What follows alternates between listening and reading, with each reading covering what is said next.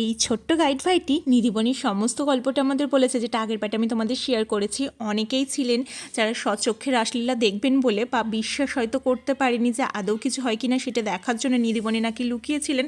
তাদের দেহ পরের দিন সকালবেলাতে পাওয়া যায় আর ওনাদেরই সমাধি দিয়ে রেখেছিলেন নিধিবনের মধ্যে। দেন আমরা চলে আসি যমুনার পাড়ে। আমার গলা ভীষণ শুকিয়ে গেছিলো, কারণ সেই সকালে টিফিন করেছিলাম, তাই কাকুর কাছে সোডা খেয়েছিলাম। কাকু কিন্তু সোডাটা ভীষণ ভালো বানিয়েছিল। দেন চেপে পড়েছিলাম নৌকার মধ্যে। দেখো, বৃন্দাবন এলে হাতে তালি মুখে হাসি, তার সাথে একটাই কথা থাকতে হবে, রাধে রাধে হরে কৃষ্ণা। তাই সবাই মিলে সুন্দর নৌকা চড়ার পর আবার চলে এসেছিলাম যমুনার পাড়ে। দেখো, সকাল থেকে আমরা খালি পায়ে, জুতোটা সেই সকালে রেখেছিলাম ওই বাকি বিহারী মন্দিরের কাছে। আদৌ জানি না আমরা গিয়ে জুতো পাবো কিনা, তবে সেই সব নিয়ে আমাদের একটু মাথা ব্যথা নেই। কাকুর কাছে আবার একটা গ্লাস সোডা খেয়ে নিয়ে বেরিয়ে পড়েছিলাম। আর ওই যে ওই গাছটা দেখতে পাচ্ছ, সবাই তো আমরা শ্রীকৃষ্ণের বস্ত্র চুরির কাহিনীটা জানি, এই হলো সেই গাছটি। দেন আমাদের গোপুসোনাদের জন্য একটু জামা কিনে জুতো পেয়েছিলাম আমরা তার পাশের একটি দোকানে, যে কাকুর দোকানে রেখেছিলাম তিনি তো দোকান বন্ধ করে দিয়েছিলেন।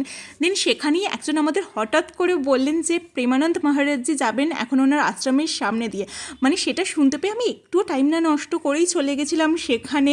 মানে ভাবতেও পারিনি আমি এভাবে দর্শন পেয়ে যাবো। মানে আমার বৃন্দাবনে আসার সার্থক। মানে মন থেকে চাইলে ভগবান সত্যি দিয়ে দেয়। আমার অ্যানিভার্সারি আরও স্পেশাল হয়ে উঠেছিল। একে তো সমস্ত মন্দির ভালোভাবে দর্শন করতে পেরেছি, তার মধ্যে আমি প্রেমানন্দ মহারাজজির দর্শন পেয়েছি। চলো, রাধে রাধে, দেখা হবে নতুন ভিডিওতে। ভালো লাগলে অবশ্যই চ্যানেলটা সাবস্ক্রাইব করে